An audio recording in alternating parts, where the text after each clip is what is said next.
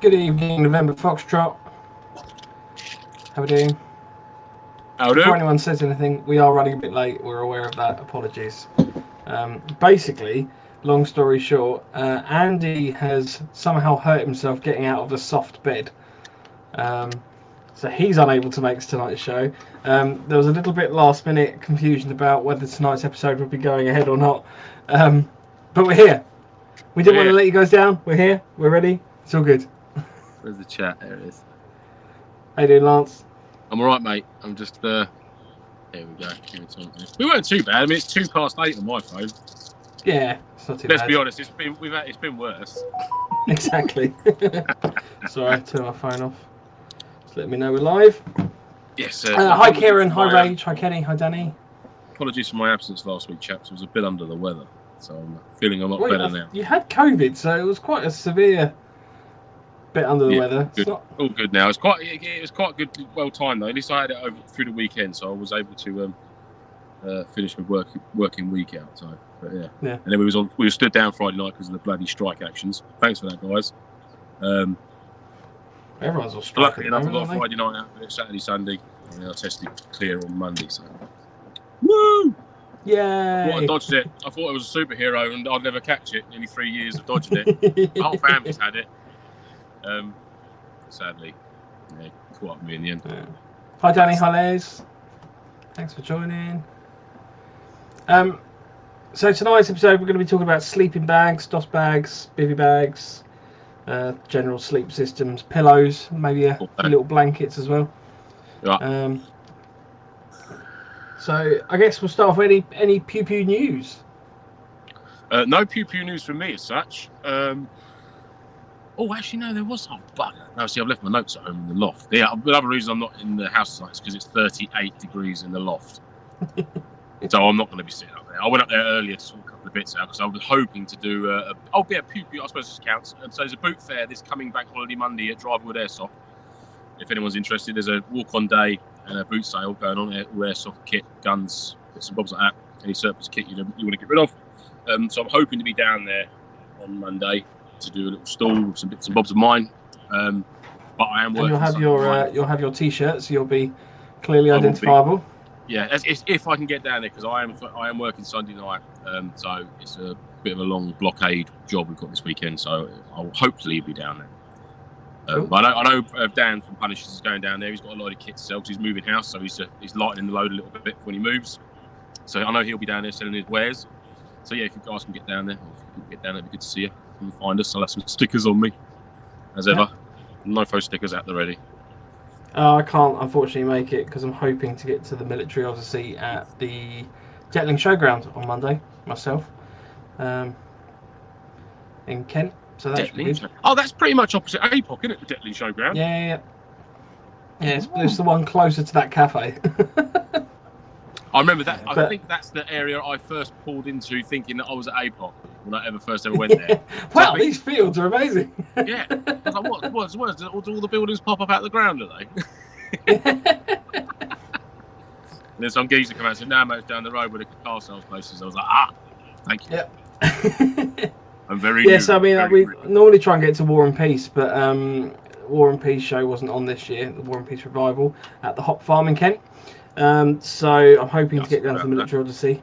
I think that one spans a lot more years of military history. So you've got sort of Romans walking around with World War I soldiers and World War II up to modern day. So that should be interesting. So if anyone's there on Monday, hopefully I shall see you there. By all means, come up and say hello if you want to. If not, I won't be bothered. It's not. I won't get upset by it.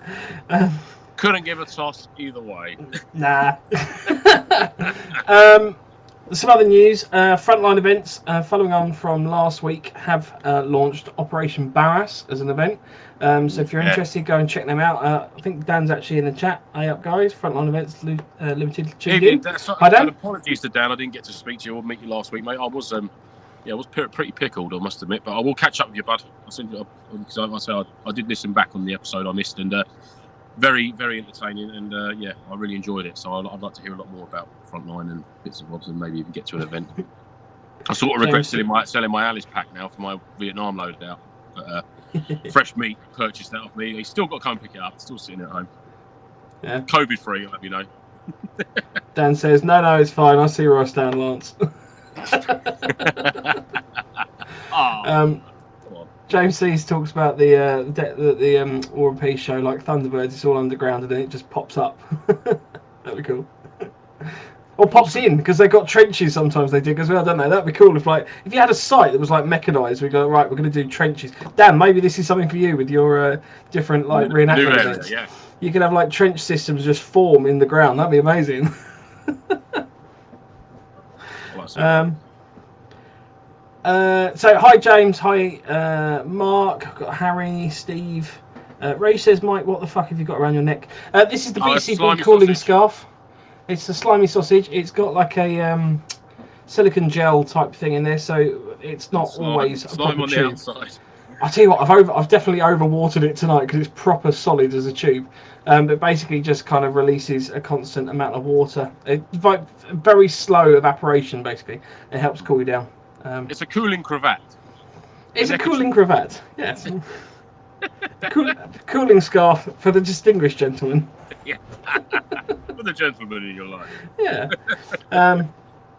Some other news I was going to mention as well. Obviously, we're at NAE, National Airsoft Festival, NAF, whatever you call it, this weekend. So Andy and I will be there. We've got a few little bits and pieces. Right. Well, yeah. Although I did message him earlier to check if he's still going. I think he says he's going to be going hell or high water. So yeah, Andy might just be laying down on the ground. It'd be like Lou and Andy from Little Britain, wouldn't it? Just be pushing around the wheelchair. Andy, we're at NAE. Yeah, no. Well, I don't like it. So if you feel free to come over and say hello to us. We're going to have. Well, I'm going to be going into Game Zone. I think Andy's going to be camping out just for the weekend. So I've got a 3 kilo bag of lollipops to give out to people. If you're there, come and get a lollipop. We've also got some little flyers, and we'll have t-shirts and bits and pieces that we're not giving those out, unfortunately, but you'll be able to identify us when we're there. Dranja. Always in the truck. Rage never leaves the truck. This now, Rage. My man. We've also got some odd bits and pieces to give away as well. So Dale very kindly donated a pump action shotgun to us. We've got a couple other bits and pieces that we sort of just stockpiled between the three of us that we've got as like little give outs and bits and pieces as well. So we're going to be doing that. So again, feel free to come say hello. Cool to see you. Danny says, Mike, what the actual fuck? And you have the cheek. Is this Croydon Hammond? Yeah. You just nod and agree with him. What the actual fuck? You have the cheek, Mike. Yeah, I fucking don't know. I don't know what that means. I don't know what he's talking about. Could be. It could mean anything. Danny, let me know. I don't want to upset you. we need to Urban Dictionary that. Yeah. Ray says that's the most dodgy thing anyone has said since Jimmy Savile. Mike, I have a big bag of lollipops. I do have a big bag of lollipops. Give me 2 seconds. I'll show you what 3 kilos of lollipops look like. Ooh. That's 3 kilos of lolly. It is. I went to the cash and carry. For those on the podcast, Mike holds up 3 kilos of lollipops. Can you hear it? Lovely. Oh, AI 500. Danny said AI 500. Gotcha. Okay. What happened? Oh, yeah. Yeah, it's the thing that we're not allowed to talk about from AI 500 about Danny. I remember that. Yeah. Yeah. Good. This is good podcast content. Right. So I think that was all the news. Can't think of anything more. Content, isn't it? Talking about stuff that we can't tell anyone else. I know. We've obviously got our 100th episode coming up as well. We are episode 91, so you've got 9 weeks to go until we've got our big reveal of our episode. We've got loads of bits and pieces planned for that, which is very exciting. There's a few bits and pieces we haven't got planned, which is less exciting because they're quite fundamental to the running of the show. Yeah, but we do also have... Every time we do a special, it usually does go tits up, so just brace yourselves. For all intents and purposes, we do put a lot of effort into planning. Yeah. It usually goes tits up. We've also got our competitions as well running. So we've got various bits of marketing I've been putting out on the socials. So we obviously have our DIY plate carrier competition. Okay, we've got our DIY plate carrier competition and our raffle as well. So if you'd like to donate some money to the RBLI, there's the raffle running on. All the details for the raffle are on our website, and all the details for the plate carrier competition are on our socials. So there you go. Ray says, now you just need some puppies, Mike, and you'll have a complete child snatcher kit. Yeah. The child snatcher was definitely the creepiest part of, I think, my childhood. From that, was it Chitty Chitty Bang Bang? With the, he had the weird greasy hair and stuff. So, yeah. And Marky Mark says, could be a meme there. Awesome, thank you very much. I don't know where Lance has just gone. He's just dived off the chat. So this is all going very well. We're going to be talking tonight about sleeping bags and the like. So I will wait until Lance comes back. In the meantime, there's a couple comments came in. I think. Oh, here we go. Sorry. Oh. We had a comment from. Yeah, really enjoying this. There was a comment. Harry said it's 36 degrees by the beach here. I don't think you can really complain, Harry, because you're by the beach. So. Is he on Hollybobs or is he down the coast over here? Because it's bloody warm over here still. He did put a very nice photo of himself on the chat earlier. Of himself? No, not of himself. Well, of him, and like wherever he is on the beach. In little budgie smugglers. I can't find the comment I was going to put up. Somebody had mentioned that they'd bought something. I'm trying to find. Oh, there we go. Kenny says just ordered a WE XM177. Oh, 177 Armalite. Is that the AR-15 green zone-y sort of platform, isn't it? XM177. I have no idea. Iraq World War II. Iraq War II. Oh, I see. Yeah, it's nice. Yeah. Is that AR-15 sort of platform? Yeah. It's got a very small rear stock, isn't it? Very shouldered, very. Well, the one I'm looking at's got like the classic like pull out collapsible stock type thing, and then it's obviously got the rounded handguard on it as well, which looks quite nice. Yeah, nice. Very, very op Barras, I would say, except for the extended stock. I think they were fixed stocks in those, but. Yeah. Well, I don't know if SAS had a carbine sort of type ones when they did their bit. I'm not sure. I'll be honest with you. I'm only really just learning about. Really, actually, do you know what? It's funny that because I watched a really good documentary about that a few months ago now, so I'm not too au fait with the details, but it was yeah, it's definitely worth a watch on it. There's a couple of documentaries, and I think a few of them actually do interview a few of the ex-regiment boys about it. It's definitely worth a watch. Nasty bits of work, those. Is it the West Side Boys, wasn't it? I think it's called the West. I'm sure the gang were called the West. I'm sure it's called the West Side Boys. Yeah, a particularly nasty bunch of chaps. There we go. Harry says he's in Spain by the castle that was used in Game of Thrones. Ooh, nice. Well, Harry, you could have saved yourself the effort and just gone into Lance's loft, and it would have been 2 degrees warmer. Yeah, sadly, I have no castles up there. I could have knocked something out of Lego, but yeah. Oh, he's in Pensacola. I've been to Pensacola. Oh, Penis Cola. Nice. Penis Cola, that's why I remember it. Yeah, Dan says, that's them, part of the RUF. Yeah, nice. James C says, is it Op Barras you're talking about? It is. And Defiant says, the XM177 equals the Vietnam prelude to the CAR-15. There we go. Yeah, cool. Nice. Very nice. Cool. Right, well, should we start talking about sleeping bags? Sleep systems. I want to talk more about the 177. It's a bit like the Colt Commando. Oh, you're more than welcome to. No. I don't know a lot about it, so you're going to have it's probably a one-sided conversation. Oh, it looks pretty. Oh, yeah, shiny.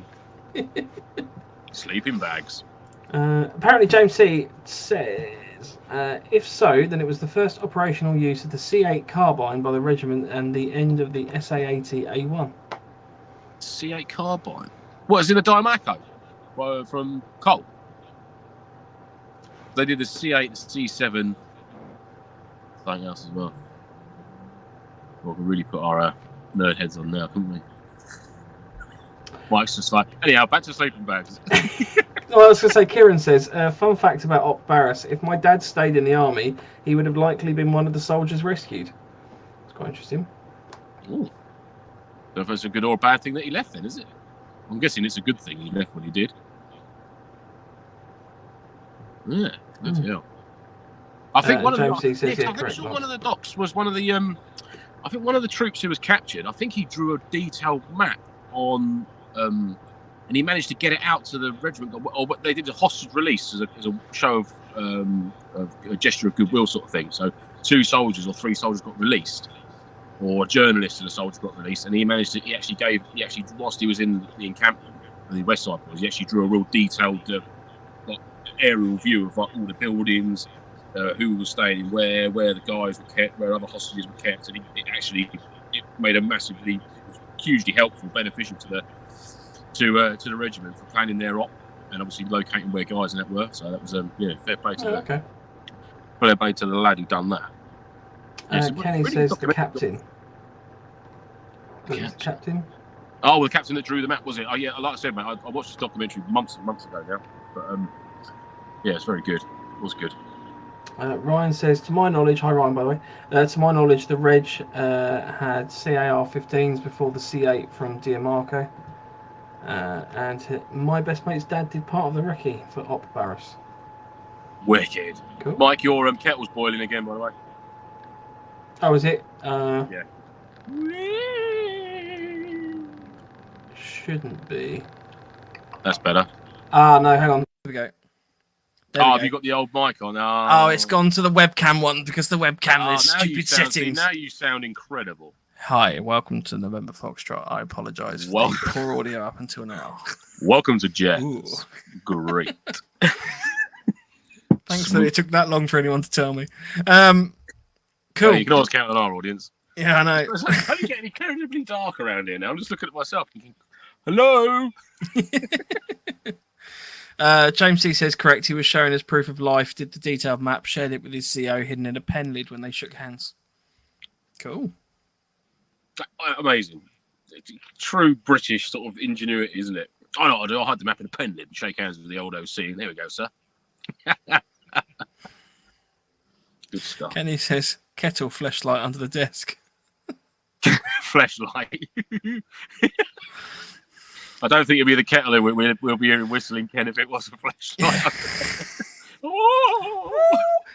Right. Anyway, let's talk about sleeping bags. So there's 2 facets to this. Is obviously those that have kind of never airsofted, never MilSimmed, to what extent you refer to it as MilSim before, and we'll obviously talk about that as like a starting out kit, and then we're going to go into what we tend to use now ourselves, and talk about kind of the more experienced kit that you might pick up over time, basically. So, Lance, do you want to talk about the basic stuff? We had a bit of a chat about this earlier in the week to discuss kind of what our thoughts would be for a player starting out. I mean, let's get off the back. Let's start. There's absolutely nothing wrong with surplus sleeping bags or anything like that, because I've got 2 or 3 of them myself. Still use them now. Wicked bits of kit. Absolutely. The only thing you obviously would need to get, I didn't do my flask lid up. Water's cooling down. The only thing there is to consider, obviously, is that the insulation properties, or how good it is, might be a little bit lacking as to when it was brand new. However, you're not scaling Everest. You're not going to be spending weeks on end in minus sub-zero conditions. You're going to wait for the weekend with the lads for a bit of shooty bang bang. But obviously, that being said, you do need to remain warm. It does need to protect you. It needs to offer that layer of insulation, that layer of comfort. And then on comfort as well, everyone's different. Although a sleeping bag might say, yeah, this is comfortable down to -5, you might still be freezing your nuts off in it. Everybody's different. For me personally, we'll go on to that in a bit, our own kits and that. But yeah, from off the bat, there's absolutely nothing wrong with a surplus sleeping bag, whether it's a British Army medium weight modular system one, or you get the Arctic DOS bag, or you go the big green old school 58 pattern bouncing bomb.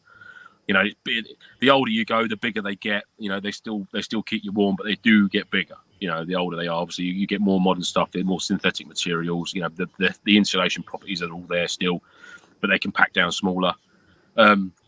Personally, for me, I like the modular system where you can have like a 3/4 season bag that you can add like a Whoopee 2 or a jungle blanket to add another layer of insulation. and they'll sort of like add and remove as and when, depending on the time of year you're out or the season, or it's good to have that option. There we go.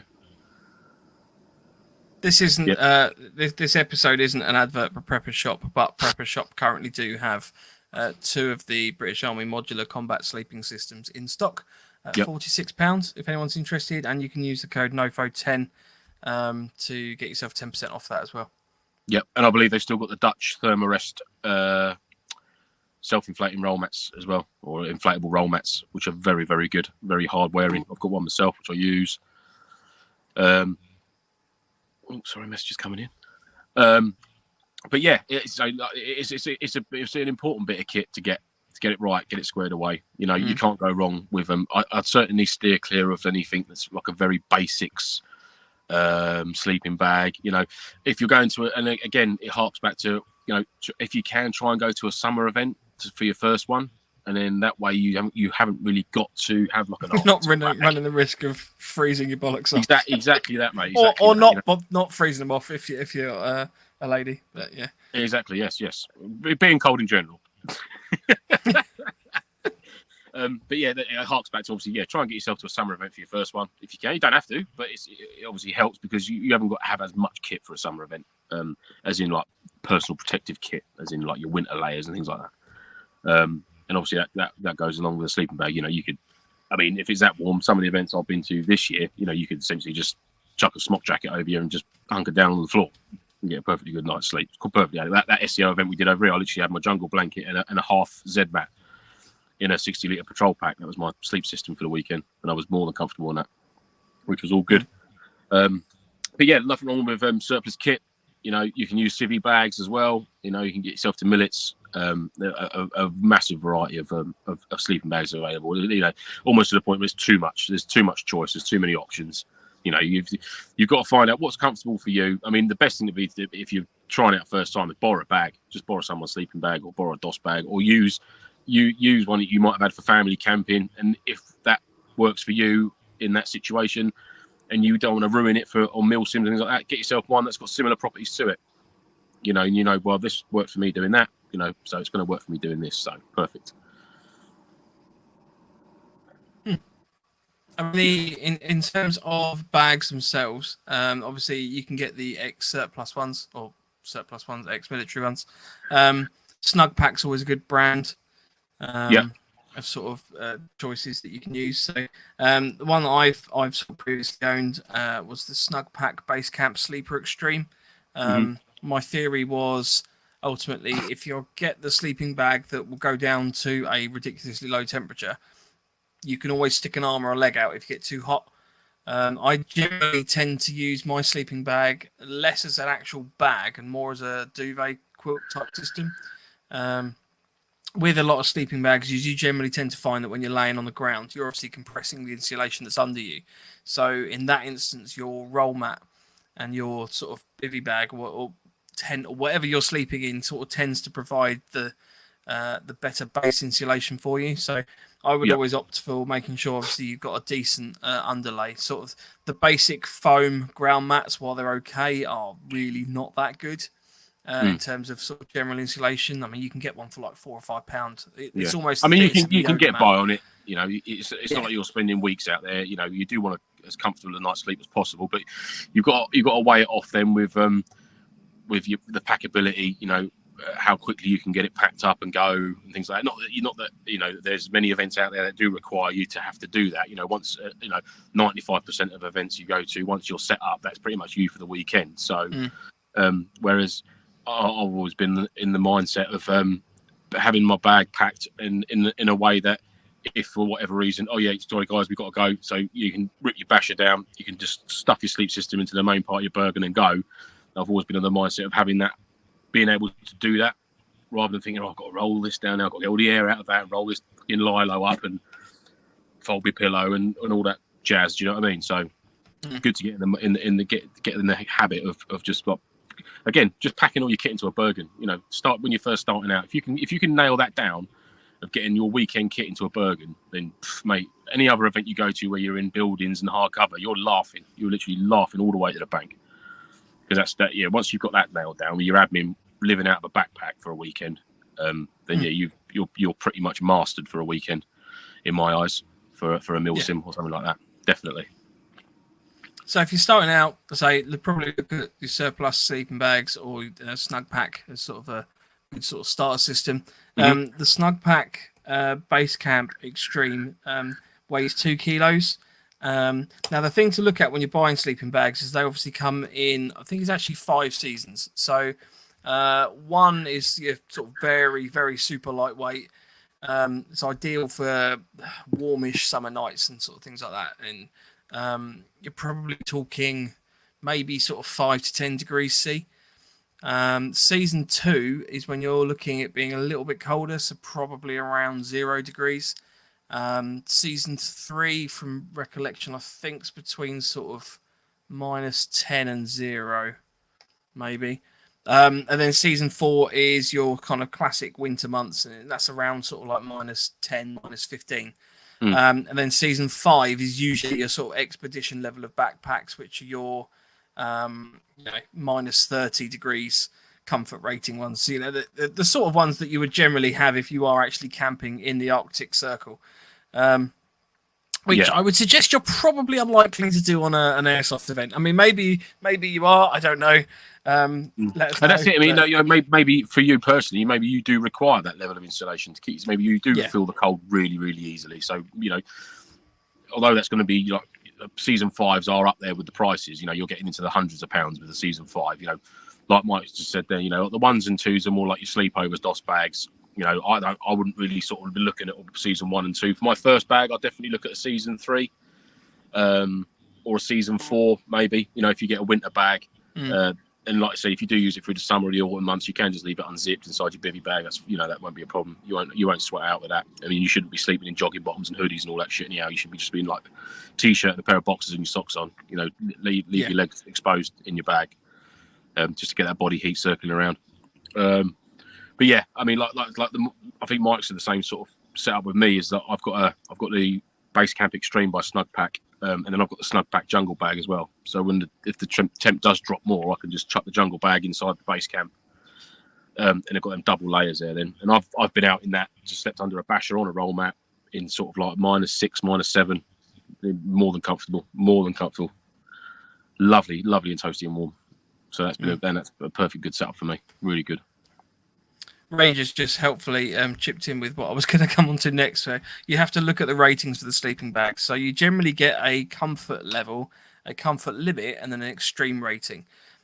So, for example, different 3 seasons bag will have different comfort and extreme ratings. Some will also advertise a different temperature than the comfort level. So I would always suggest you probably look at the comfort or comfort limit. The extreme one is kind of saying that this bag will roughly keep you alive down to that temperature, but after that, we can't guarantee anything. So there's not much point in buying one that's, say you're planning it for a winter camping trip, and you buy it based on the extreme limit, and the extreme limit's 15. You might find that the actual comfort temperature of that is 5. So obviously, as soon as the temperature outside drops below 5, it's going to start implicating your bag.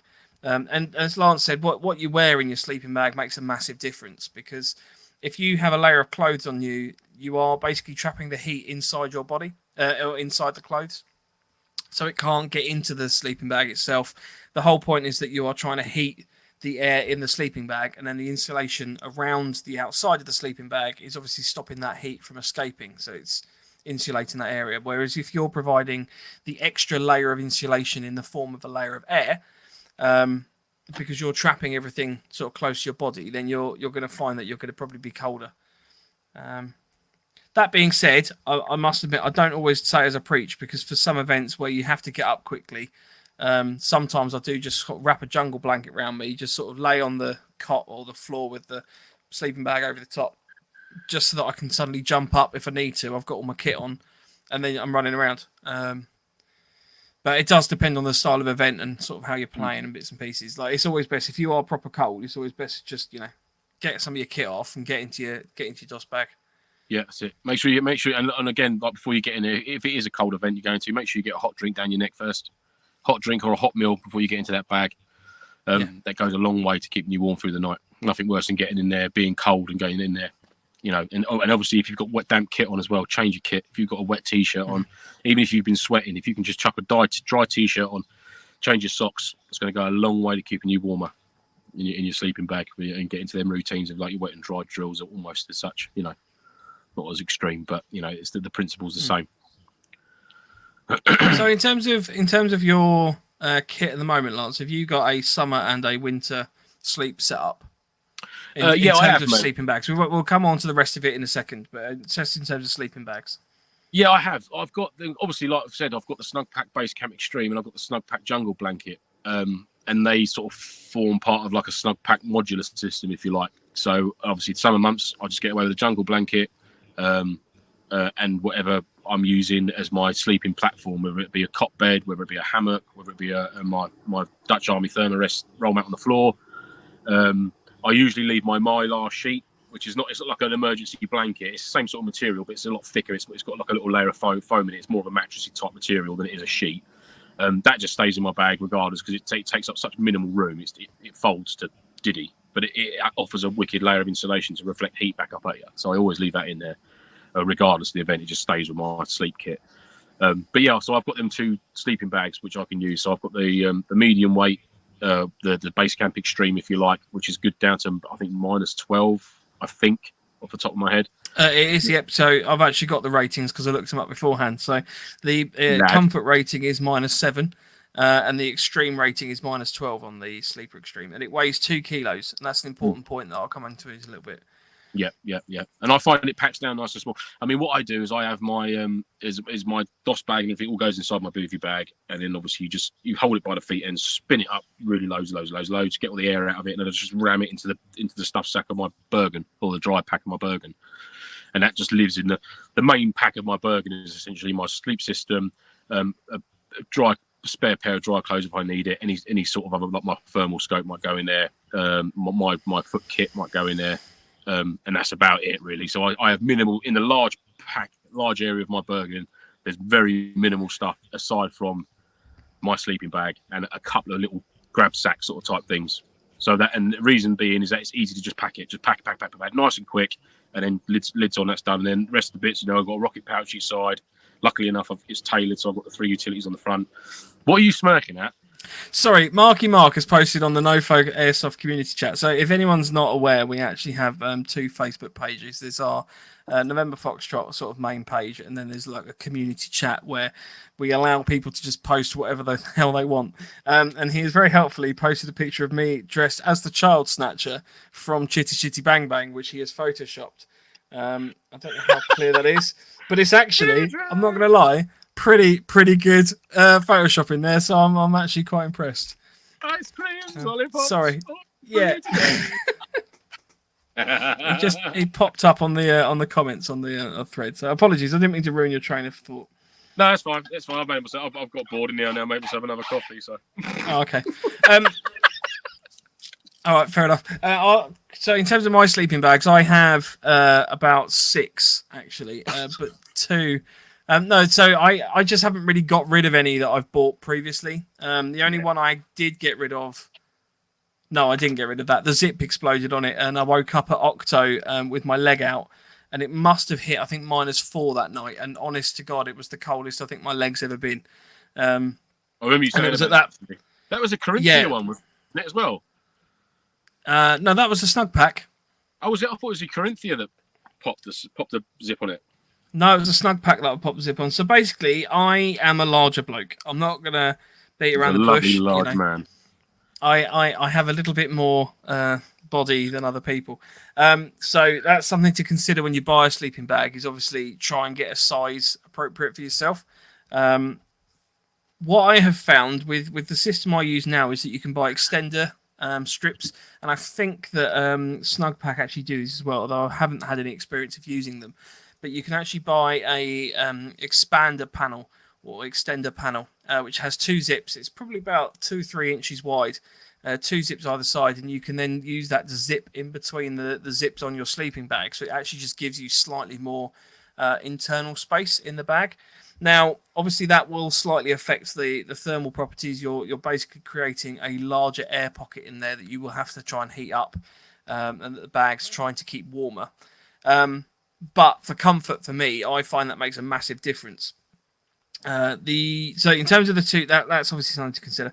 The kind of two key sleeping bags I generally tend to use are a season 1 for when it's temperatures like this. Like at the moment, we're sitting here, it's probably about 30 degrees. It's not going to be dropping sort of too much outside. You know, with a jungle blanket and a bivy bag and the season 1 sleeping bag, that's more than enough to keep me personally warm. But it's something that you will probably learn through trial and error. And I would suggest you do trial and error in your garden than when you've gone out for a 48-hour event, 30-hour event 100%. in the middle of the woods, because you won't know until you get out there and actually test some of this kit as to whether you're comfortable or not. And ultimately, testing it when you're in game is the worst place to do it. And I'm guilty of that. I know we've all taken new stuff out and gone, oh, why did I do this? So if any imparted advice that you take heed of tonight is to test stuff before you go to anywhere. So yeah, I've got it's a little, I think it's a mountain. Is it mounted equipment? They're the chain shop, aren't they? The high street chain shop, mounted equipment. Mountain Warehouse. Mountain Warehouse, that's the one. Sorry, it's a Mountain Warehouse season 1. It's very, very lightweight. It's small. It compacts down to nothing. The other one I tend to use now is it's a Mountain Equipment Helium 600.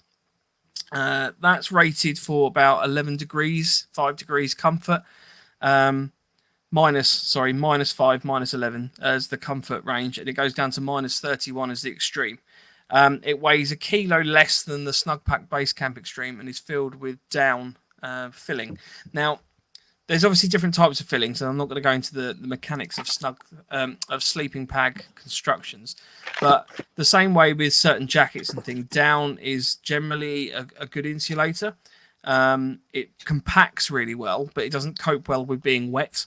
The other fillings, which I know that people in the chat are going to start shouting at me because I know that you all know them because we've had this chat before. Some of the other fillings are obviously better at staying. If they get wet, they don't necessarily lose the thermal properties, but I find that they don't compact as well. So my Snugpack, for example, I really struggle to compact that in the Bergen and kind of maximize my Bergen efficiency. Whereas the Helium 600 I do, but there's a 4 times price difference on that sleeping bag than there is on the Snugpack one. So that's something to bear in mind, that you can go into silly money with some of this equipment. The reason I bought it is to do a bit of wild camping as well. So obviously weight, if you can shave off a kilo here or there, it's going to make a massive difference when you're hiking through Dartmoor, for example. For a MilSim, you're probably not going to be carrying loads of equipment around the whole time. Most MilSims aren't hard routine. You will generally go to a location, set up camp, and then you're fixed there for the rest of the event. So yeah, that's the equipment I use as an actual DOS bag. Did you want to talk about pillows briefly? Because I know pillows is something that I always find a tricky thing to get right. Yeah. Give me 2 secondos. Yeah. See, no, that's fine. Would you want me to talk about mine first? Pillows now, and to be honest with you, I'm going to go against the grain a bit. I just think they're a bit of a waste of bloody time. Yeah, I agree. Because I think to myself, and I've done it a few times. It's like everyone is chasing the pillow that they've got at home on their bed, and you're never going to do that. You're camping. You're sleeping out in the woods for the night. You're never going to get the same comfort you get from your sweet dreams. I'll get back in the truck a second. Bugs are killing me outside. You're never going to get the same comfort that you would from your pillow at home in your bed. Lance has died. I think he's coming back. So I think the point he was trying to make is that obviously pillows are a bit of a nightmare to try and replicate. Basically, you're never going to get something quite as comfortable. And the other thing I find is that as soon as you introduce a pillow to your sleep system, the pillow will never stay where it's meant to be in your bag. So you find it will just fall across, falls out, it starts sliding about. The only thing I have found is relatively comfortable is this. This is the Decathlon 4-class inflatable Trek pillow. It's not too bad because I find it can fit into the hood of the sleeping bag. Here he comes. Sorry, I don't know what happened there. Yeah, all good. So yeah, well, as I was saying, you're never going to get the same comfort you would with a pillow at home. So I mean, I've resorted to the fact now, just like if you've got your belt kit on you, you've got a smock jacket, just lean up against that. So I've just sacked off pillows now. I'm just completely. I think, you know what? I'm already sleeping down on the dirt or whatever. If you're in a hammock, you're not going to need one for a start. So if you're down in the dirt, you think, right, I've got a belt kit behind me, I've got my day sack. You just use that, just put a blanket and just put a bag on the top of it. You know, just get away from the inflatable pillows. And it's another thing to forget. It's another thing to have to pack away. Whereas just use you know, multitask. You know, multifunctional items. You know, it's your webbing set. It also doubles up as your belt kit, as your pillow with a blanket on the top or a jacket on the top. You know, so pillow wise, I've had 3 or 4 now. For camping, obviously when we go family camping, we'll take the pillows from home that are on our beds because we're family camping. So I mean, it's, you know, we want some comfort and some luxury sort of thing for sleeping in a big bag for the weekend. But yeah, for like MilSim and that now, it's just you're going to be uncomfortable. You know, you should, by the end of the day when you do get to get your head down, you're going to be that tired. You're not going to give a monkeys if you're going to put your head on the side of the van or leaning up against a car tyre on a block. Do you know what I mean? As long as you can rest your head for an hour or an hour or two, then I don't think you're going to be too fussed about that. So, pillows. Yeah, when you dived off, I was saying I've got this this little Decathlon 4-class pillow. This is a Trek pillow. But one of the things I find is they just never stay in position. So, you know, because everything's sort of silk or nylon or whatever like that, it sort of starts sliding about. So the only thing I have found with that is that you can sort of attach it in the hood. So if you put it in the hood of your sleeping bag and sort of pull the cords down, it holds it a little bit more in position. But you could do exactly the same thing with a jacket or even a dry sack that you fill up with a few bits and pieces, clothes wise, or your grotty boxers that you've been wearing all day or something like that. You know, ultimately. Oh yeah, lovely. Just waking up face deep in them. Well, I'm assuming that the dry bag acts properly as a dry bag and isn't just, you know, it should be relatively. Your jacket up in your boxers, just like. No. I'm suggesting putting the things in a dry bag. Right. So I mean that would be the only thing I would mention on pillows is just go with an air of caution because you can end up buying a whole load of kit that you find this is crap and then you can't take it back. One product I did specifically want to talk about is these sort of self-inflating foam pillows. They're kind of a foam that is meant to sort of uncompress itself over time. I personally find that they never really fully uncompress again. So you've got this pillow that's kind of semi-inflated because it hasn't really unrolled. But then as soon as you put your head on these things, you are compressing it against. So that the whole benefit is immediately lost because the foam is your head is a heavy thing. Or maybe mine is and other people's aren't. But if you put your head on these things and then it's just the foam is just going to compress again, so you just end up with a flat pillow. It just doesn't work. Yeah, I mean the best pillow I've ever used, which has actually served its purpose well. I mean, I've got a Fox fishing pillow, which is all fleece lined and everything like that. And even that, you put your head on it, and then by the time you've relaxed, your head's disappeared into it, and it's almost touching the floor again. And you've just got a pillow just come up around your face like this, and you're like, well, that's shit. So the best one I've ever used, in all fairness, was probably a 3/4 inflated one from the pound shop, which is like a long neon green pillow that don't blow it up so it's like rock hard, but blow it up to sort of 3/4, so it's a bit squidgy still. But as soon as I laid on it, I was like, this is perfect. I literally wrapped it up in my. That's probably the only one that I probably would keep in my kit because it folds up to about a fag box size, and then you inflate it. It's quite long. It's not so like height like that, but it's like almost like sausagey, if you like. And you can literally just rest your neck on it, and it's like, that actually works. With it put inside a jacket or put it in the sleeve of your schmock so it doesn't roll about too much. Yeah, that'll work. I suppose, if you did want to use a pillow of some description. But yeah, I mean, just be webbing set now or a day sack with a jacket on the top. Kieran says, in my experience, self-inflating equals shit, and I would agree with you. But the thing with some of these expanding foam ones, that they're not designed. It's not, for example, like a balloon type system where you actually inflate it and it stays that shape. These are basically a fabric product with the foam on the inside, and you kind of take it out of its compression sack, and then it's meant to kind of fill up. But then as soon as it's filled up and you put any weight on it, it starts compressing it down again, which is just ridiculous. Yeah, exactly. So I'm just going to head to the comments because there's a few things that people are getting quite animated about. I can't see any of the chat comments, mate, so I'm relying on you for. No, that's fine. Cool. So we've got 11 to get through. So Defiant says, can you talk about DOS bag storage? Too many people store their bags in the compression sacks, and that kills its ability to loft. Yes. And means it's less effective. And I completely agree with you. Absolutely, Don't store your sleeping bag in the sleeping bag compression sack when you get home. Take it out. As soon as you buy a new sleeping bag, and you take it out of the compression sack, you fuck the compression sack off in the bin. That's it. That's just purely, you don't need it anymore. I would disagree slightly, but yeah, You would do, wouldn't you? Because you're a pain in the ass. The compression, though, so there's nothing wrong with the compression sacks if you are moving from point A to point B. You know, that's ultimately what they're for. You know, you can stick a sleeping bag in a dry sack, anything like that. You can compress it all down, squeeze it all up, nice and tight, fine.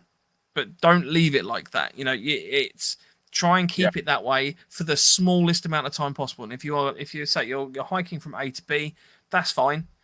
You know, but if you're leaving it for 6 months between events, that's just going to destroy your sleeping bag. So don't do that. That's a bad thing. Hang it in your loft. Leave it hanging out in your loft or in your airing cupboard or in your wardrobe over the bar or something.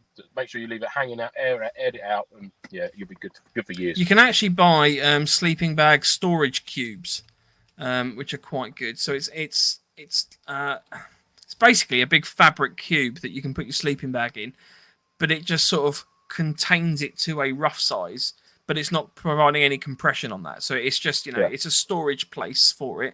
So it's obviously not just lying around and you might snag it or anything like that, because that's the other thing you can damage with sleeping bags. But if you can hang it up somewhere neatly, that's fine. If you can't, then these sort of storage cube systems work quite well.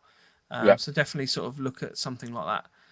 But yeah, I mean, as Chris has just said there, never use the compression sack, stuff it into the bottom of your Bergen when not used. Mine is hanging up like a bat.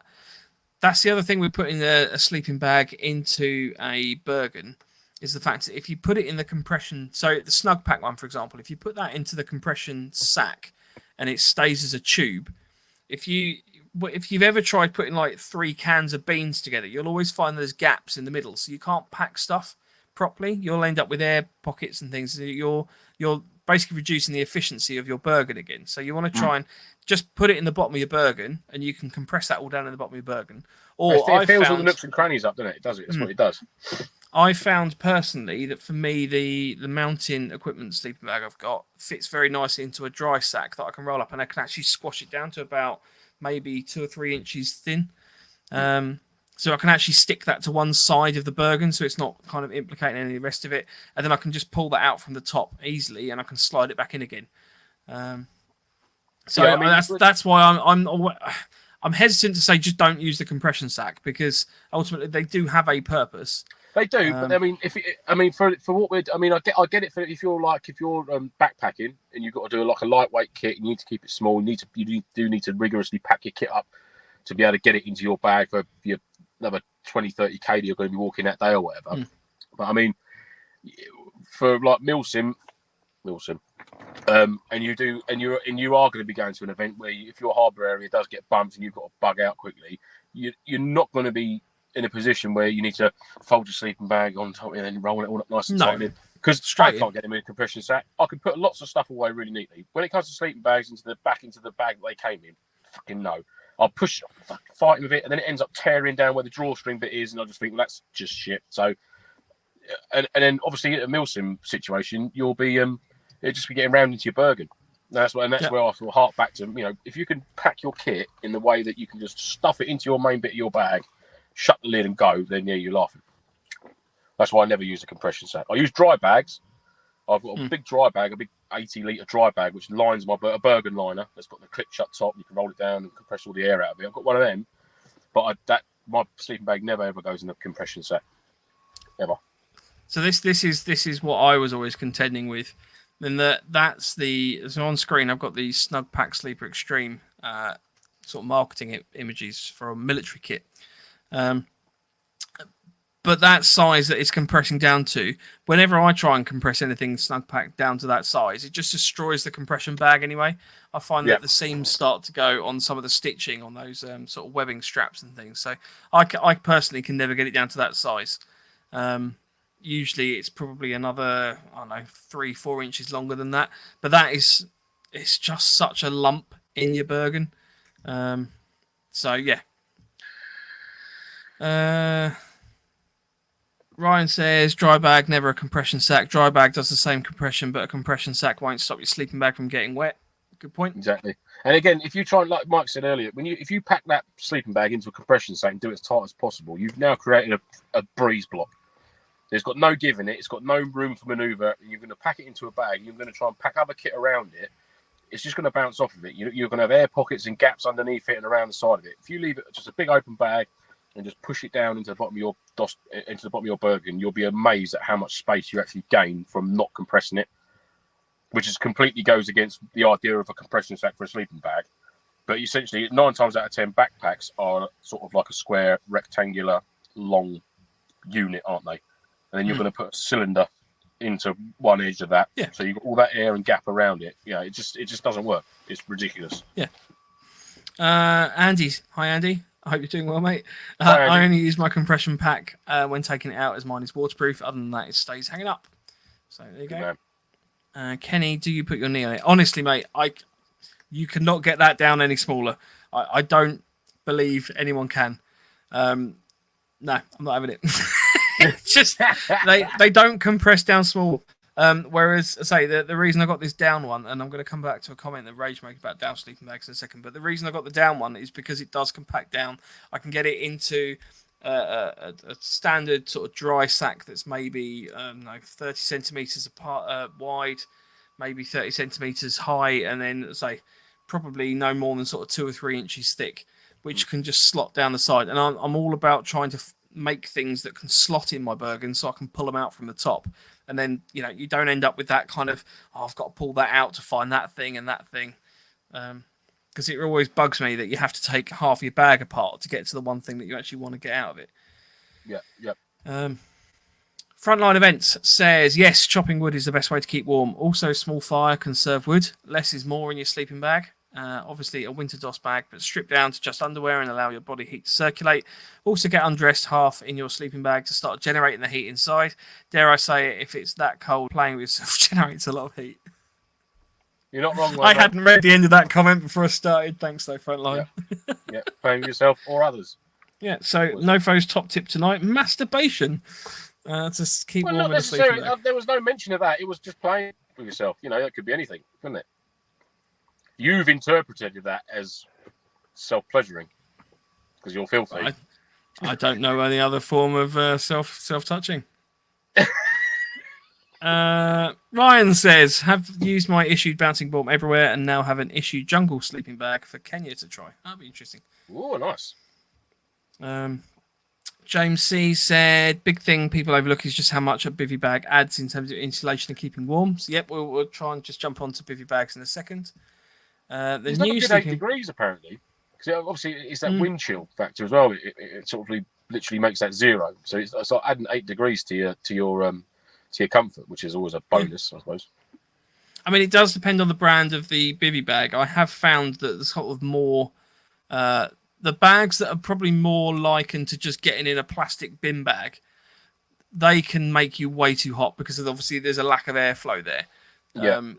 So you do need something that's kind of balancing, because otherwise there is nowhere for any moisture generated in that system to go, and it will just end up soaking everything. You'll just get it's not pleasant. Ryan says, always keep mine in a dry sack and always keep it inside my Bivi. Bivi goes 5 to 10 degrees extra protection on the top of the sleeping bag. So there you go. Yeah, definitely, mate. It's nice, good shout. Bivi bags are brilliant. Bivi bags are that could be a shelter and sleep system in one. That could, especially if you get one of the hooped Bivis, which are like they're 100 and 150 quid, but they're sort of quite hard to come by. Now you can get like what? Carry on. I'll come back to it. So you can get like the bushcrafter, like go outdoorsy type hooped Bivis, but I think it's the Dutch Army one. The Woodland DPM is the one. That's a wicked. I'd love to get hold of one of them. Obviously it's got not a great deal of room for storage.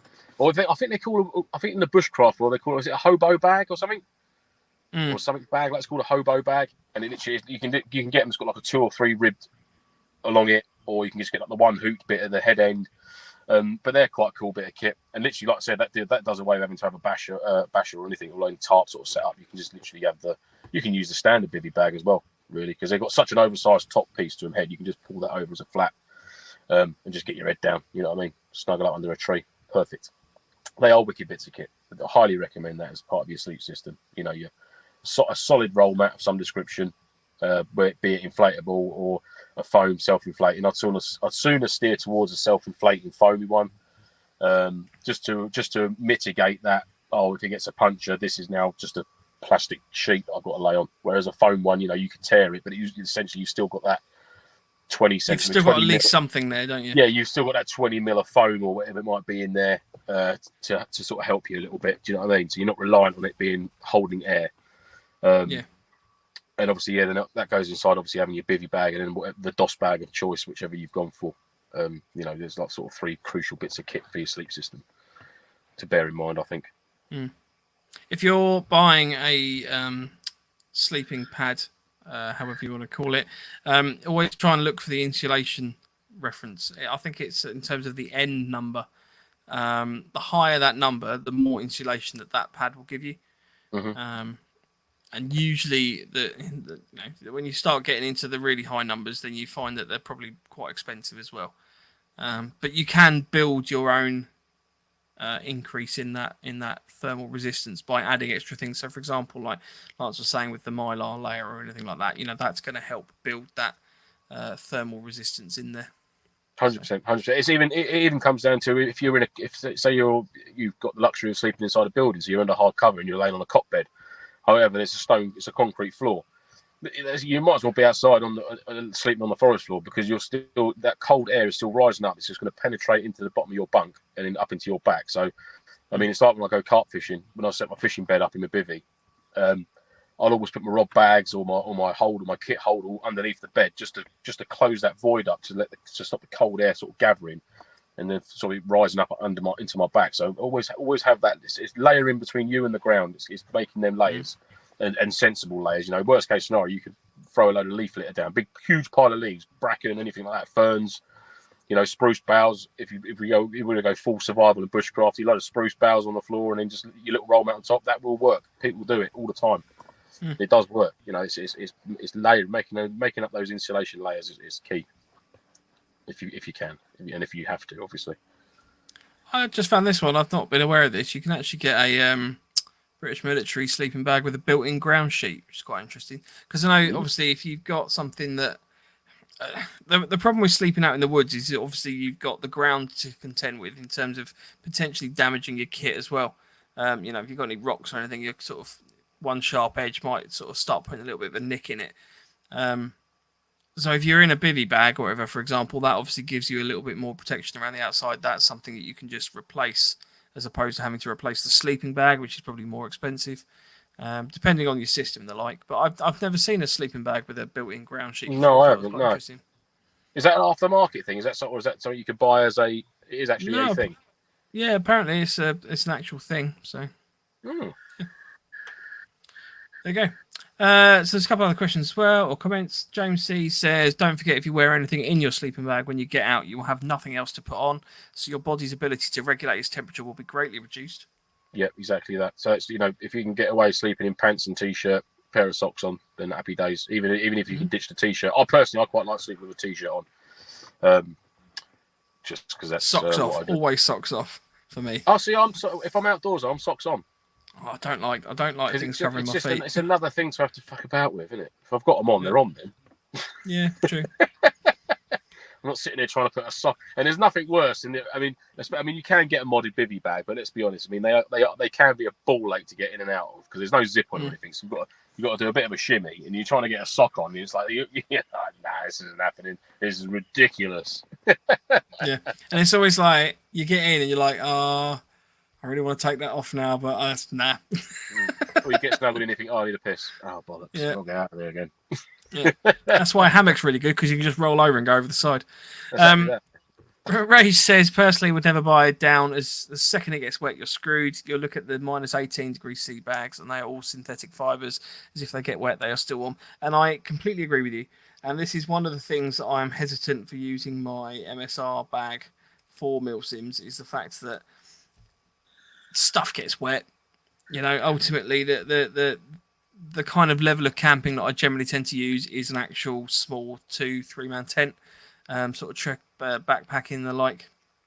When you're obviously doing a MilSim, for example, you're in a bivy bag under a basher, or in a hammock, for example, and obviously there's a little bit more open to the elements.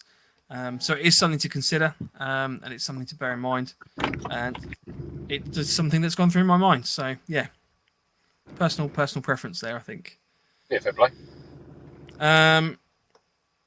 James C says, no, a tiny pillow is a godsend. Need to get one to improve sleep quality.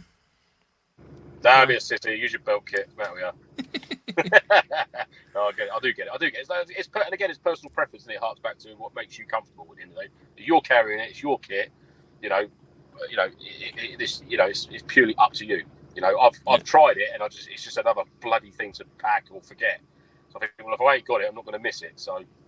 And if I do want one, still Mike's when he's asleep, because by the time he's would have rolled off his bed. That's the other thing. You sleep with other people, that helps and keep you warm as well. Absolutely, yeah. But no fiddling under the sleeping bag for that. No, nonsense. Right, so here's a couple points I just want to cover. Terry says, we always slept in our kit. As if you get bumped, you need to defend your position. And Kenny says, socks over boots for if you get bumped or a squirrel runs past.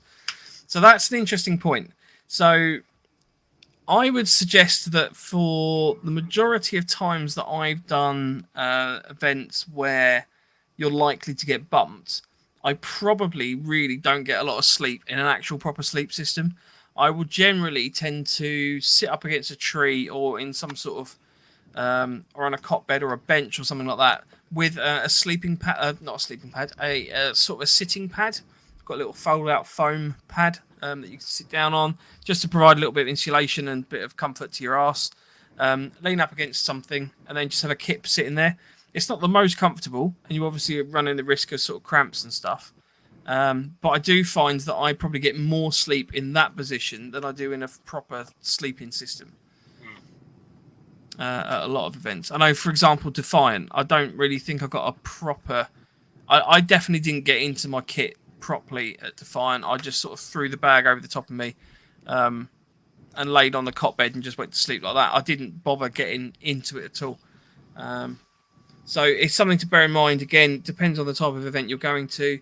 For example, the Legion events, you do generally tend to be in the bunk houses and things there. You're not going to be under basher and stuff on those. I wouldn't have thought. No. Defiant, we're in cot beds on that one, but it depends on the event. I know that they're looking at doing more sort of hard routine events. We've done them with bashers and we've done them with hammocks.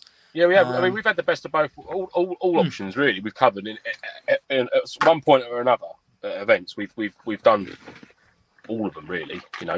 To the point where like the last SEO one I done was very sort of like hard routine, if you like, in the sense that you didn't have fixed positions, you didn't have hard cover, there was no running water, there was no electricity, there was no toilet, this, that, and the other. So you were, if you needed to do a whoopsie, then you squared it away yourself and looked after it, and that was that. You know what I mean? And the same came to sleeping. Keep it nice and basic, because you didn't know when you had to go. So, like I said, I personally, what I did is I used I had a full Zzzzz mat, which is not inflatable. It's just a foam, I think it's about 8 foam rectangles stitched together in like a DPM cover, which sort of concertinas up into one sort of thing with a couple of elasticated loops to hold it together. I actually cut that down so I had like head down to my waist. So I think it's like 4 panels long. And literally that was my thing. Legs take care of themselves. I'm not fussed about my leg being on a roll mat or on a pad. They can just lay there on the floor. They're just legs. They're fine. But as long as my torso was covered, or my torso was slightly insulated, if you like, not that I needed it, but just that little bit of comfort for my torso and my back and that. And I had a jungle bag inside it, and all that was kept inside my bivy bag. And that was it. Yeah, perfect little sleep system. And it packed down and went inside a 60-litre patrol pack along with all the other kit for the weekend. And I had my rations there, spare water, bits and bobs like that, all in there. So it's planning and packing and having the kit. Depending on the environment and the event you're going to. I mean, obviously, if you're going to an Octo event where you're going to be stopping at sort of 5 o'clock in the afternoon, then just take all your civvy kit. You take your nice. Oh, it's basically glamping at that point. Well, it is. You're setting up. I keep saying civvy. If we can get out of that habit. Non-airsoft MilSim type camping kit. Your everyday camping kit that you go. It's more like your family camping type stuff. Your family camping stuff you can afford to take. Like Tim takes the old VW camper down, which is wicked. Do you know what I mean? I mean, if next October, I'll probably use the truck here that I'm in with the old awning out. Maybe set a cot bed up outside that and have the old fire pit on and all that jazz. You know what I mean? A little bit of mood lighting and a glass of red in the evening. You can afford to do them sorts of things. But that SEO event, I always hark on about it because it was bloody brilliant, and it was nice just to be able to get out there and just literally living out your bag. Once you'd got away from all that car. Oh, sorry, it's in the car. I'll go back to the car in a bit and get it from there. It's like, no, the car. There is no car. Car is gone. What you have in your bag is what you have in your bag. If you don't have it in your bag, then you're a dickhead. And it was perfect. It was great. You have one rifle, spare battery, your ammo, your food, your water, your sleeping system, shelter system, any other bits and bobs you needed, any night kit that you needed, your nods and all that. It's all in your pack, on your back, or in your belt kit. And it was brilliant. So good. Refreshing, really refreshing. No big crates full of shit that I usually take with me and rifling through it thinking, I'll need that. It's like, no, just pack what you would need. Be realistic about it. And that obviously goes away, and think about it as well. And that's what I thought with my sleep system. Oh, should I take my big bag? It's like, no, you're not going to need it. Be sensible. Jungle bag, bivy bag, half Z mat. Didn't even use a pillow or anything like that. And that was it. So then 3 items: the mat, the DOS bag, and the bivy. And that was my sleep kit. And that went into my Camelback mother load. Was the bag I used for that weekend, and that had all my kit in it. Obviously, apart from my webbing, I use webbing as well, which I have my cook set and bits and bobs in. Kevin's joined us from Defiant. He says, really try to get a good kip on the Friday night if you're on site early. Have all your pillows, luxuries that night, and prepare for a less than ideal sleep on the Saturday night if it's a 24-hour. That's the thing. I mean, it depends. It depends on the event specifically. Because different events run different ways. And realistically, if you have the luxury to have a little bit more kit here and there, then by all means do. If you can bring a trunk, it's going to mean that you've got a few extra bits and pieces. You've got a few extra tools that you can fix things. If stuff goes wrong, you get a few extra luxuries and stuff. But I would always suggest trying to sort of pack on the lighter side with any event. I've been to some events where I think there was one Legion one. I think it was the last one that we did, where we're in the bunkhouses. And there were just crates and crates of stuff that we were loading in off the cars into those houses. Yeah, and again, it's purely because we can, and that's the trouble. It's we can though. But we can because we can take trunks and stuff and pelly cases just full of stuff. And it's like, no, no. Terry says, I had a platoon sergeant that just wouldn't let us do the zip up on a sleeping bag because of noise pollution. Brilliant. I like that it's not even like noise control or anything like that. It's noise pollution. So it's like we don't want to make too much noise for other people. Think of the badgers. Think of the badgers trying to get the rest down. It's not noise discipline. Right, should we talk briefly about Bivi Bags and the like as well? Yeah. So, what Bivi bag do you use specifically? British Army DPM, Woodland DPM Bivi bag. Had it for years now. Perfect. I've given it a Fabsil Gold treatment about a year ago. They are bloody good. They are a really good bit of kit to have as part of your sort of sleep system, sleep come shelter system. Essentially, it is a shelter on its own. And they are wicked.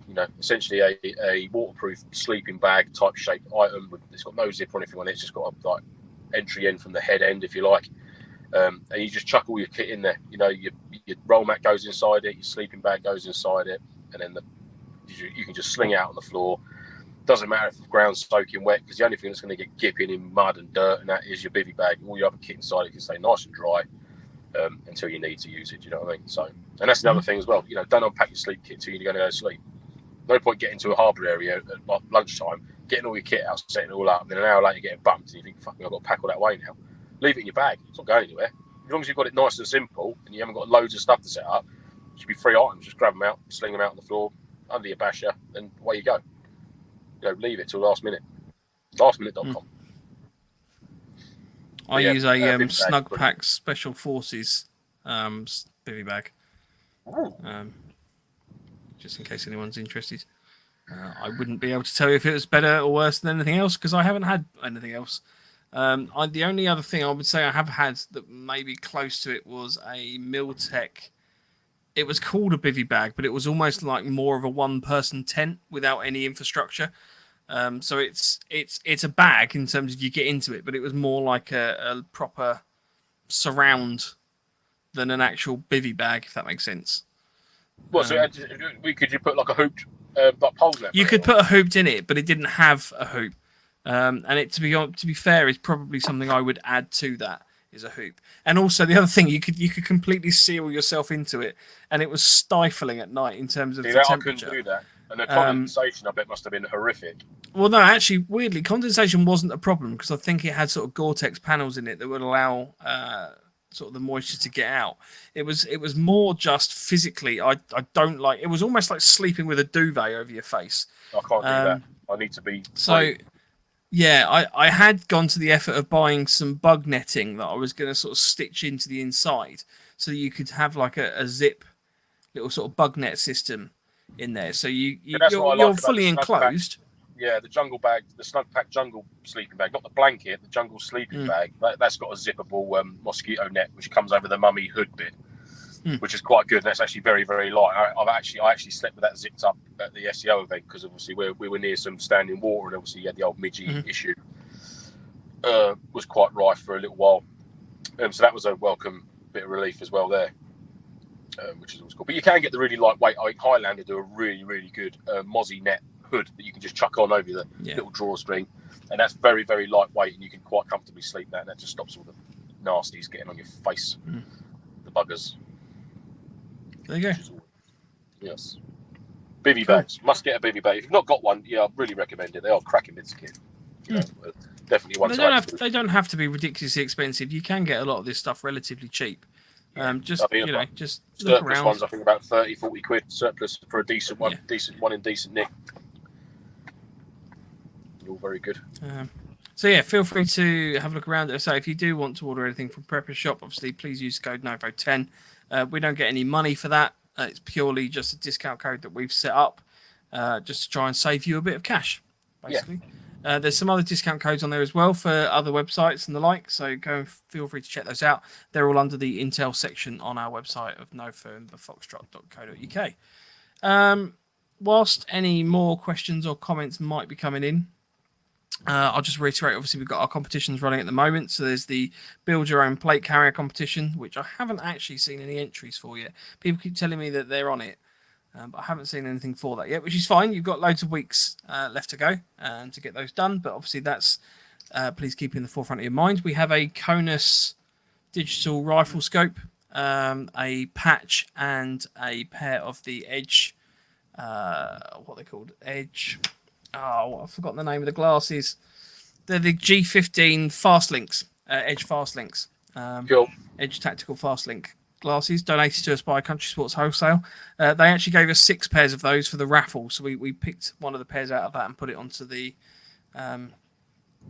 Build Your Own Plate Carrier competition because we thought that it might just be a bit overkill for giving away 6 pairs of glasses. That's a cool little prize for a little bit of effort you've got to put in for your plate carrier, guys. All in good fun. So there's also the raffle as well. So please feel free to jump on the website. Full details are on there of how to enter. It is a little bit long-winded, but I promise you the prizes are worth it.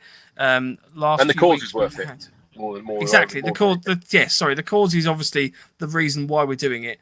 But to sort of try and entice you into donating a bit of money, if you could do so, that'd be great. Over the last few weeks, we've had a couple of prizes. Range Right have donated the Para MK 249, full metal AEG. We've also had Airsoft Operators Box have given us a £25 voucher. This is what happens when I start talking without actually having the information in front of me. So that £25 voucher, I believe that entitles you to use it on the Airsoft Operators Box website, and that'll be also, I think that also covers the Patch Club as well. So if you're mad for your patches, go and have a little visit over there, or with a lucky winner can anyhow. And you can even get yourself an Operators box, monthly subscription box, which I've had several of, and they've been very, very good and a welcome treat. So yeah, it entitles you to get involved with that, or obviously you can look at the Patch Club as well and see what new patches they've brought to the forefront recently. There are always some cool patches coming out from there, which is always good. We've also got the Surplus Store Combat 25 litre Stealth Pack. We've got the Empire Airsoft TM High Kappa Gold Match, fully upgraded, and a whole heap of other things. We've got loads of pairs of iPro. We've got 2 tickets to Defiance next event. We've got the Vortex Crossfire Red Dot from Country Sports Wholesale.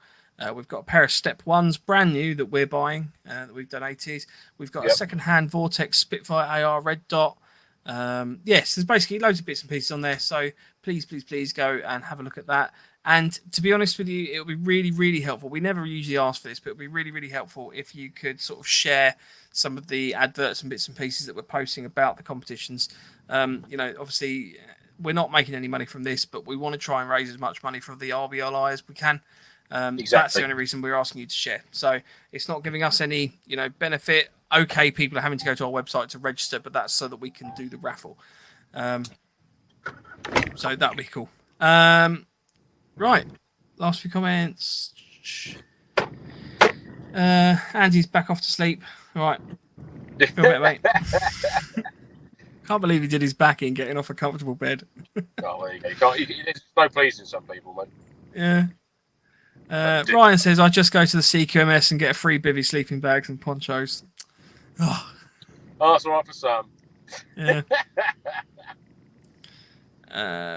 Mark Owen says, Dan loves his softy jacket. Softy jacket, yeah, you can't go wrong with softy. I love my softy jacket.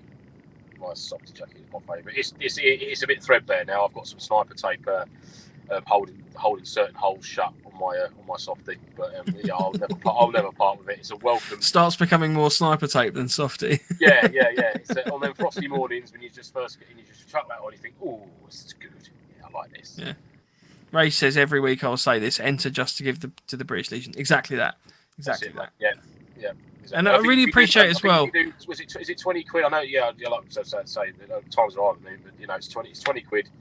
And I believe that if you do, well, it doesn't have to be. It can be as much as so. Basically, the minimum entry to get a raffle ticket is a £5 donation. So don't feel that you have to donate £20. The reason that we've done it up to 20 is just sort of encourage people to donate that amount. If you do donate up to 20, then that entitles you to 5 raffle tickets. Any more than that, feel free to please donate as much money as you would like to, and that you can comfortably afford to do. But we're sort of capping it to five raffle tickets per person on the basis of we don't want the raffle to be sort of pay to win, but we're just trying to encourage people to donate. So that's the fundamental thing. We for our 100th episode, we want to raise money for the RBLI, and that's what we do. So nicely done. Yes, absolutely. Cool. Right. Lastly, there's 2 things I just wanted to cover quickly. So we're trying to do a little bit of a revamp of our website and sort of advertising and merch and bits and pieces at the moment. So I know Les, funnily enough, has literally just asked about t-shirts. We are looking to do some merch in the future, so t-shirts or something like that.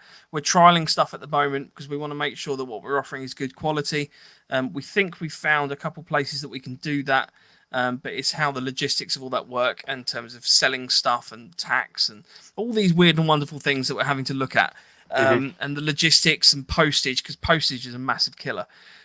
What we were kind of hoping that we could just ask if people were willing to do is, if you've got any ideas for the website as to how you could think we could improve that, please get in touch. We want to hear, if you've got an idea, if you think something would be cool that's on there, that's not on there, be it some information, be it something that we're doing at the moment that we're not doing really well, but you think we could do better, or something that, we're just missing as a functionality. Let us know, and we'll see if we can obviously try and do that.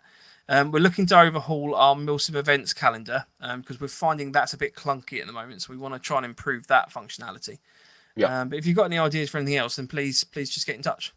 And obviously, and then any things that we've not covered in the episodes as well, guys. Anything that you think that we could cover, or a good talking point for a Wednesday, by all means, email us. Let us know what your thoughts are. I believe we've got a Q&A next week. We do.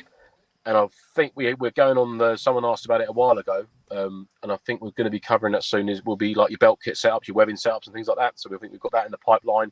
Where someone said, I'd like to know what you guys run and how you sort of run it and things like that. So that's things we've taken out on board, and we're going to be doing an episode on we might expand it a little bit as to what we run, because I know Mike can use as a plate carrier a lot more than a webbing set, and Andy's very new to using belt kits and stuff. So we might cover what we sort of carry as our personal kit on our plate carriers or within our webbing sets and things like that. So that's one to look out for. It'll be coming up soon. Yep. Ray says about comms. We're in talks at the moment about trying to organise a comms episode. We've managed to get someone that knows a lot about comms, but they're based in America, so we're trying to work out the logistics of that. That might be a non-live episode that we pre-record, just so that we could obviously try and keep them to being Wednesdays for you guys. But because of the time difference, it doesn't work out for the chap we want to get on. So, So the other thing as well, just so anyone's aware, obviously we don't make any money from the podcast. But if anyone was to just conveniently go onto our website and click on some of the adverts on there, that gives us a little bit of income generation. Oh God, here we go. We're not after loads, but it would just be nice to make the website a little bit more self-sufficient. So if you have a spare 5 minutes and you just want to contribute, if you just go onto the website and just click one of the ads, just float around with it for 5 seconds and then turn it off, that'll be grand. Yeah. Thank you. Like a double glazing advert pops up or something. Yeah, great. If you want to get in touch with us, you can do so on our email at nofochat@hotmail.com. Our Instagram is at November_Foxtrot_NoFo, and our website is novemberfoxtrot.co.uk. Interestingly as well, if anyone wants us to be on LinkedIn, we have a LinkedIn page, I think, that you can find us on, and apparently we can stream this to LinkedIn, but I don't feel that's a very appropriate service or platform for us. So if you want us to be on LinkedIn, let us know. We can look into that. So. Yeah, our reach is quite far now, so I think we're good with where we're at. I don't think Tim needs to come into it. No. Cool. Right. Say goodbye, Lance. Goodbye, Lance. We'll see you all next week. And if anyone's at NAE, come say hello. Be cool to see you. Oh, yes, NAE, big weekend. Ooh. Or the boot fair. What was the boot fair? Driverwood. Driverwood. Yeah, it's Driverwood. Driverwood, down in Felbridge, Crawley, just off the M23, junction 9 or 10, I think it is. That'll be on Monday. There's a walk-on and a boot sale. Fuck off with all the social media crap. Thank you, Rage. Love you. And as Fresh Meat and Kenny Rebel have said, stay NoFo. Absolutely stay NoFo, yeah. Ridiculous. We'll see you all next week. Cheers, guys. See ya. Bye.